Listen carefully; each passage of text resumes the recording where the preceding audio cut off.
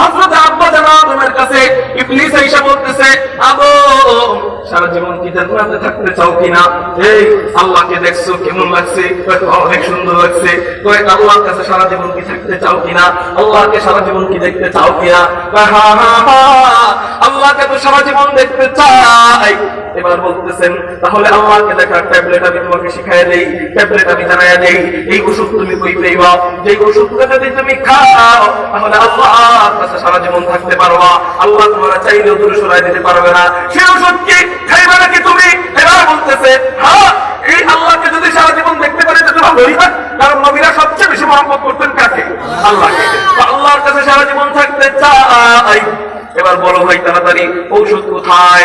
ওই যে দেখতেছো গাছ, ওই গাছের মধ্যে কত সুন্দর সুন্দর ফল। ওই ফলগুলা যদি তুমি খাও তো সারা জীবন মাওলার কাছে থাকতে পারবা।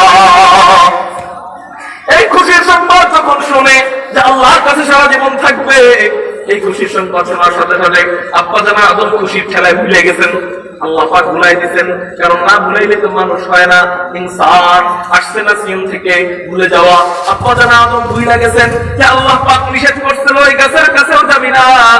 এবার আব্বা জান ভুলে যাইয়া দৌড় দিয়া যায়, যাইয়া ওই গাছের থেকে ফল খায়। আল্লাহ কয়, আদম ইহবিতু মিনহা জামিয়া, গাছের ফল খাইতে নিষেধ করছিলাম, খাইলি। এবার জালেমদের অন্তর্ভুক্ত হয়ে গেছিস, আর কোন জালেমকে আমি জান্নাতে জায়গা দিব না।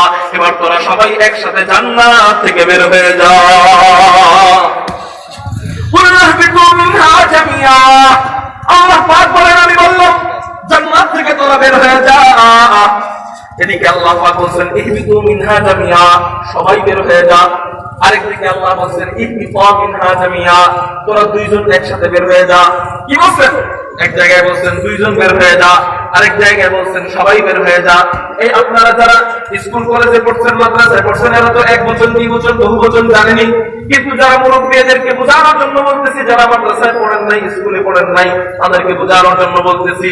এক বচন বলা হয় ঘরের মধ্যে যদি কোনো একজন পুরুষ থাকে, উদাহরণ দেওয়ার জন্য বলতেছি, ঘরের মধ্যে একজন পুরুষ, তাকে বলা হয় কি? এক বচন। যদি দুইজন থাকে তাহলে আমরা বলি যে তোমরা দুইজন বের হয়ে যা, বের হয়ে যাও, এটা বলি না? নাকি দুইজনকে বলি যে সব বের হয়ে যাও, সবাই বের হয়ে যাও, এটা বলি? দুইজনের ক্ষেত্রে দুই ব্যবহার করি যে তোমরা দুইজন বের হয়ে যাও। একজন থাকলে একজনের কথা ব্যবহার করি যে তুমি একজন বের হয়ে যাও। এই একজন বের হয়ে যাওয়ার মানে হলো এক বচন, দুইজন মানে 2 বচন, 2 বচন। আর যদি 3 জন অথবা তার বেশি থাকে তাহলে এটাকে বলা হয় বহু বচন। কি বলা হয়? বহু বচন। এখন বলেন জান্নাতের মধ্যে আছে কয়জন? 2 জন। কিন্তু আল্লাহ পাক বহু বচন ব্যবহার করছেন যে তোমরা সবাই জান্নাত থেকে বের হয়ে যাও। আবার আরেকদিকে আল্লাহ বলছেন যে তোমরা 2 জন একসাথে বের হয়ে যাও। তাহলে আয়াতের অর্থ তো 2টা 2 পদের, ঠিক না? 2টা 2 পদের না? এখন যদি কেউ একা একা মাতুব্বারি কইরা তাফসীর করতে যায়, বর্তমানে দেখবেন মুখের মধ্যে দাঁড়িয়ে নাই, কিন্তু কোরআন শরীফ তরজমা একটা কিংবা একা একা তরজমা করছে, ভালো মাশাআল্লাহ তরজমা করছে, কিন্তু এখন তরজমা পড়া যখন দেখে হ্যাঁ হ্যাঁ এক আয়াতের সাথে আরেক আয়াত মিলাইতে পারতেছে না। কারণ এটা কি কোরআনের দোষ নাকি ওর জেহেনের দোষ? মিলাইতে না পারা এটা জেহেনের দোষ না? কোরআনের সাথে যখন দেখে মিলাইতে পারতেছে না, তখন কয় যে এই কোরআনের মধ্যে মনে হয় ভুল আছে। বলছে কি সবাই বের হয়ে যা, এখানে বলছেন 2 জন বের হয়ে যা। এক জায়গায় 2 বচন, আরেক জায়গায় বহু বচন। তাহলে আল্লাহ পাকের কালামের মধ্যে মনে হয় ভুল আছে। একা একা কোরআন শরীফ পড়তে গেলে অনেকে নাস্তিক পর্যন্ত হয়ে যায়। আল্লাহ পাক এক জায়গায় বলছেন ইহবিতু মিনহা জামিয়া, তোরা সবাই বের হয়ে যাও, অথচ ছিলাম 2 জন, ছিলেন 2 জন। সবাই কেন বললেন? সবাই বলার কারণ হলো আম্মা জান হাওয়ার গর্ভের মধ্যে কোটি কোটি বান্দারা, আল্লাহ পাকের বান্দাদের রূহগুলা আম্মা জান হাওয়ার গর্ভের মধ্যে ছিলেন। সুবহানাল্লাহ বলেন। আব্বা জানের পিঠের মধ্যে আপনি ছিলাম, আমি ছিলাম। আল্লাহ পাক রব্বুল আলামিন শুধু আব্বা জানকে বলেন না, আল্লাহ পাক শুধু আম্মা জানকে বলেন না, সবাই বের হয়ে যাবানি আল্লাহ পাক আমাদেরকেও বলছেন। আব্বা জান আদম, আম্মা জান হাওয়াকে 2 জনকে সামনে রেখা আমাদেরকেও আল্লাহ পাক বলছেন যে তোরাও তো পিঠের মধ্যে আসোস, তোরাও তো পেটের মধ্যে আসোস, ও বান্দারা তোরাও সবাই একসাথে জান্নাত থেকে বের হয়ে যাও।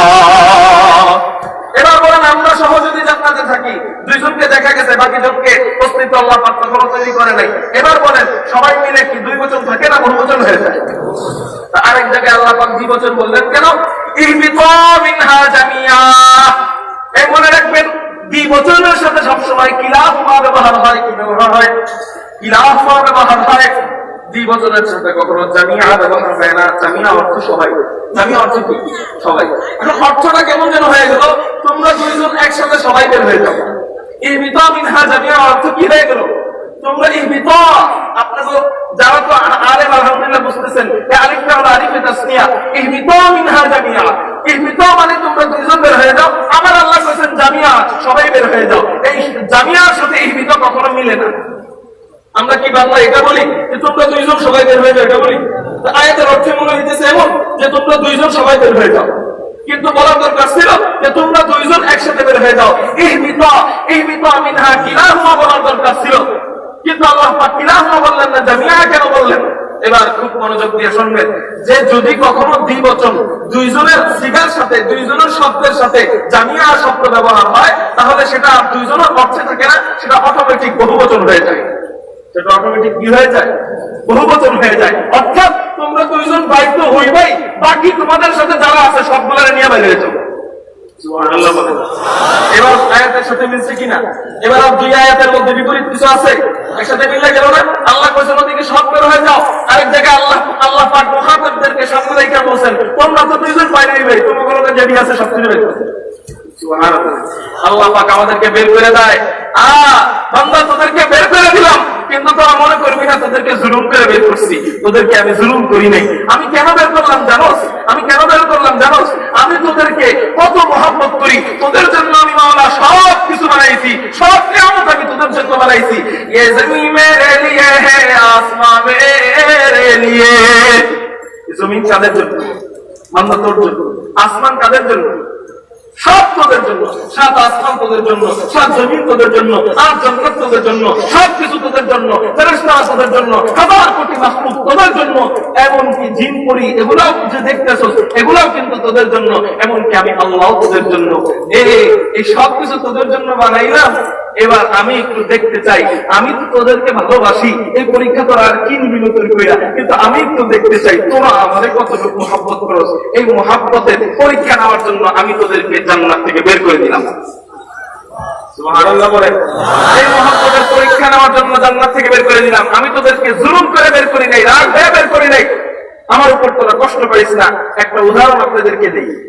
নতুন বিবাহ করছে স্বামী, বিবাহ করার পরে বাণিজ্যে গেছে, বাণিজ্যে যাওয়ার পরে নতুন স্ত্রীকে 30 বারের বেশি ফোন দিছে। কয়বার? 30 বারের বেশি ফোন দিছে। এখন বাড়িতে আসার পরে বিবাহ নতুন স্ত্রীকে বলতেছে, বিবি সাহেব সব সময় খেলে আমি ফোন দিই, আমি ফোন দিই, আমি ফোন দিই, তুমি কোন সময় ফোন দাও না, তুমি আমার ভালোবাসো না, মহব্বত করো না।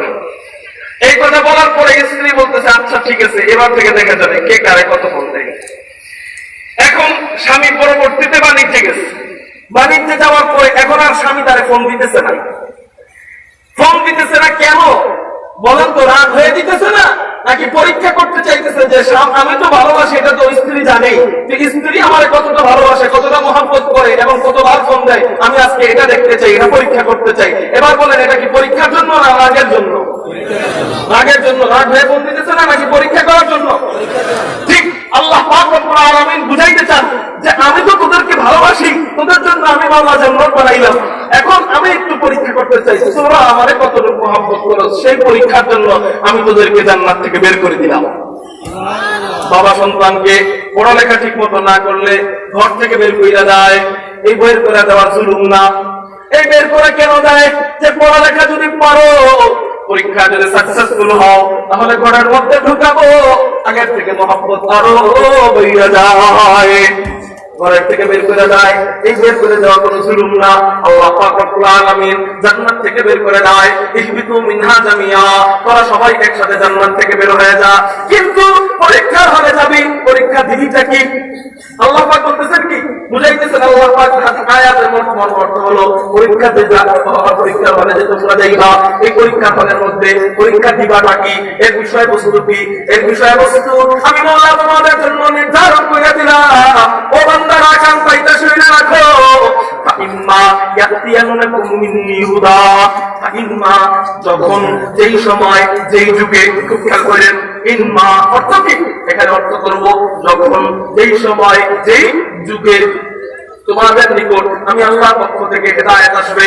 ওই প্রথম সেই সময় সেই যুগে ফাইম্মা ইয়াতিয়ান্নাকুম মিন্নি হুদা ফামান তাবিআ হুদায়া ফালা খাউফুন, আমার হেদায়েতের অনুসরণ যারা করবে, যে বা যারাই করবে, হোক সে হিন্দু, হোক সে মুশরিক, হোক সে ইহুদি, হোক সে খ্রিস্টান, হোক সে প্রধানমন্ত্রী, হোক সে বাদশা, হোক সে চেয়ারম্যান, হোক সে পুলিশ অফিসার বা আর্মি অফিসার অথবা প্রশাসনের যে কোনো ধরনের হোক সে যে কিছু তাই, হোক সে জুতার মুচি, হোক সে ভ্যানওয়ালা, হোক সে রিস্কাওয়ালা, আমার অনুসরণ, এই আমার হেদায়েতের অনুসরণ আমি তো তোদেরকে জান্নাত থেকে বের করে দিলাম। কিন্তু যখন তোদের নিকট আমি আল্লাহর পক্ষ থেকে হেদায়েত আসবে, আমার এই হেদায়েতের অনুসরণ যে বা যারাই করবি তাদের জন্য আমি মাওলা ঘোষণা করে দিলাম লা খাউফুন আলাইহিম ওয়ালা হুম ইয়াহজানুন, তাদের জন্য আমি মাওলা দুইটা পুরস্কারের ঘোষণা করে দিলাম। তোদের কোনো টেনশন নাই, তোদের কোনো দুঃখ নাই। চিল্লায় বলে সুবহানাল্লাহ। আল্লাহ পাক রব্বুল আলামিন আমাদেরকে কি বলছেন, আয়াতের অর্থটা একটু মুখস্থ করার চেষ্টা করব। আয়াতটা না হয় মুখস্থ হবে না, কিন্তু অর্থটা আমরা প্রত্যেকেই মুখস্থ করে দিব। আল্লাহ পাক আমাদেরকে বলছেন তোরা জান্নাত থেকে বের হয়ে যা। এরপর আল্লাহ বলেন যখন যেই সময় যেই যুগে, অর্থাৎ মুসার সময় মুসার উম্মতেরা, ঈসার সময় ঈসার উম্মতেরা, এখন এই সময় এই যুগে কোন যুগ চলতেছে? আমাদের নবীর যুগ না? এখন এই সময় আমাদের নবীর যুগ। এখন যদি আমরা মুসার নবীর ধর্ম মানি হবে না। আল্লাহ পাক বলেন ফাইম্মা, যখন যেই সময় যেই যুগে আমি আল্লাহর পক্ষ থেকে তোদের নিকট হেদায়েত আসবে, এই হেদায়েতের অনুসরণ যে বা যারাই করবি তাদের জন্য আমি মাওলা দুইটা পুরস্কার লেখা দিলাম। এক নাম্বার, ভবিষ্যতের ব্যাপারে তোর কোনো টেনশন নাই, ভবিষ্যতের ব্যাপারে তোর কোনো চিন্তা নাই। তুই চিন্তা করতেছস হায় হায় জানকান্দারির সময় আমার কত কষ্ট হবে, তোর কোনো টেনশন নাই, তোর কোনো চিন্তা নাই। তুই চিন্তা করতেছস কবরের মধ্যে তুই কেমনে থাকবি, তোর কোনো টেনশন নাই, কবরের মধ্যে কেমনে থাকবি ওটাও আমি মাওলা জিম্মাদারি নিয়ে নিলাম। তুই টেনশন করতেছস হাসরের ময়দানে সূর্যের নিচে তুই থাকবি কেমনে, ওটাও তোর টেনশন করার দরকার নাই। তুই চিন্তা করতেছস মিজানের পাল্লায় আটকায় যাস কিনা, ওটাও তোর টেনশন করার দরকার নাই। তুই চিন্তা করতেছস হাউজে কাউসারের পানি পান করতে পারস কিনা, ওটাও তোর টেনশন করার দরকার নাই। তুই টেনশন করতেছস তুই সিরাত পার হইতে পারস কিনা, ওটাও তোর টেনশন করার দরকার নাই। তুই টেনশন করতেছস আজকে আযীমের নিচে তুই ছায়া পাবি কিনা, ওটাও তোর টেনশন করার দরকার নাই। আমার হেদায়েতের অনুসরণটা শুধু কর, তো কি হবে? লা খাউফুন আলাইহিম, তোর কোনো চিন্তা নাই ভবিষ্যৎ নিয়া। জান্নাত থেকে বের হইছস, আবার আমি মাওলা তোকে জান্নাতি বানায়া দিব। লিমান কদ্দারা খাইরাও ওয়া খাবালা, আলহামদুলিল্লাহ কদ্দারা খাইরাও ওয়া খাবালা, ওয়াশকুরু লিমান সাওয়ারা হুসনাহু ওয়া জামালা, ফারদুন সামাদুন আন সিফাতিল খালকি বারিউ, রব্বুন আযালিয়্যুন খালাকাল খালকা কামালা, আল-আনা কামা কানা ওয়া লাম ইয়ালকা যাওয়ালা, লা শিবহা ওয়ালা ইদ্দা ওয়ালা আম্মা ওয়া ক্বালা, লা জিদ্দা ওয়ালা নিদ্দা ওয়ালা হাদ্দা লিমাওলা, লা কুফা ওয়ালা বিলদা ওয়ালা আম্মা ওয়া ক্বালা, লা কুফা ওয়ালা বিলদা ওয়ালা আম্মা ওয়া ক্বালা। সবাই বলি আলহামদুলিল্লাহ। আমিন কাদেরকে জান্নাত থেকে বের করে দিয়েছেন? বলেন আমাদেরকে। বের করে দিয়েছেন কোথায়? পরীক্ষার হলে। কোথায় বের করছেন?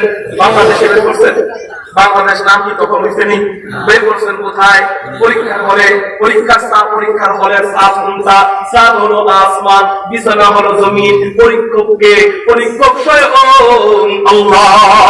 এবার পরীক্ষার বিষয়বস্তু লাগে কি লাগে না? পরীক্ষা কি পরীক্ষা দিবেন? অঙ্ক পরীক্ষা দিবেন নাকি ইংরেজি পরীক্ষা দিবেন? এ তে আপেল, বি তে বল, সি তে ক্যাট, ক্যাট মানে বি লাইট, বি তে ডগ, ডগ মানে কুত্তা, এই পরীক্ষা দিবেন নাকি কি পরীক্ষা দিবেন? অতে অজগর, এই অজগর পরীক্ষা দিবেন নাকি অঙ্ক পরীক্ষা দিবেন নাকি ইঞ্জিনিয়ারিং পরীক্ষা দিবেন? এই লাইট বন্ধ হোক আর থাকুক কোথায় যাই হোক, মনোযোগ দিয়ে বয়ান শুনতে হবে। বলেন লা হাওলা ওয়ালা কুওয়াতা ইল্লা বিল্লাহ।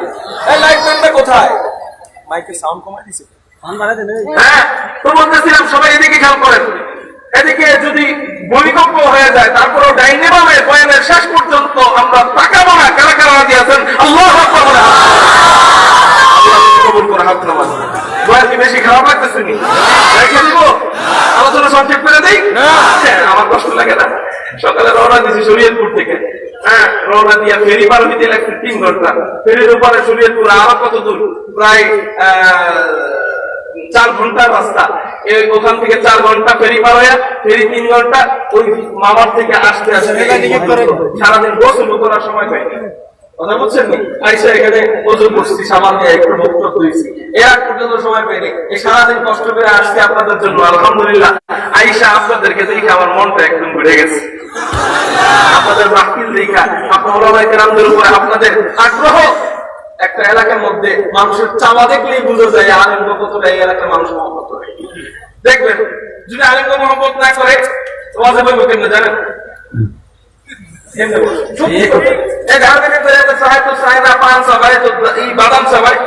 আর যদি আলেমদেরকে মহব্বত করে যে এলাকার মানুষগুলা, ওই এলাকার মানুষ পিঠ টান করে বসে, পিঠ টান করে এই খাওয়া করে তাকায় থাকে। আলহামদুলিল্লাহ, এটা এখানে পেয়েছি। নোয়াখালী থেকে শুধু শুধুই কি জামানের মুজাদ্দিদ গুলো বের হয়?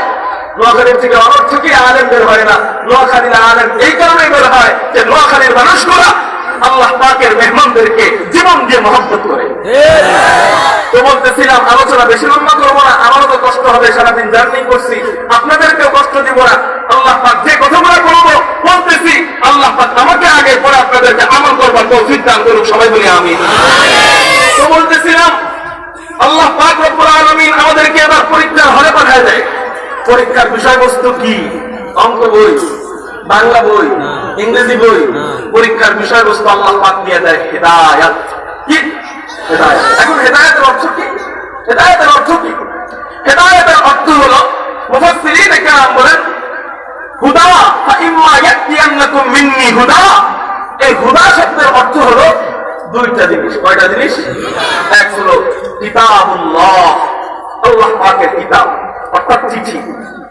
2 নাম্বার হলো রাসূলুল্লাহ। 2 নাম্বার কি? রাসূলুল্লাহ। এবার তাহলে অর্থ করি, তোদেরকে আমি জান্নাত থেকে বের করে দিলাম। এরপর যখন যেই সময় যেই যুগে আমি আল্লাহর পক্ষ থেকে কোনো কিতাব আসবে, এ হলো এক অর্থ।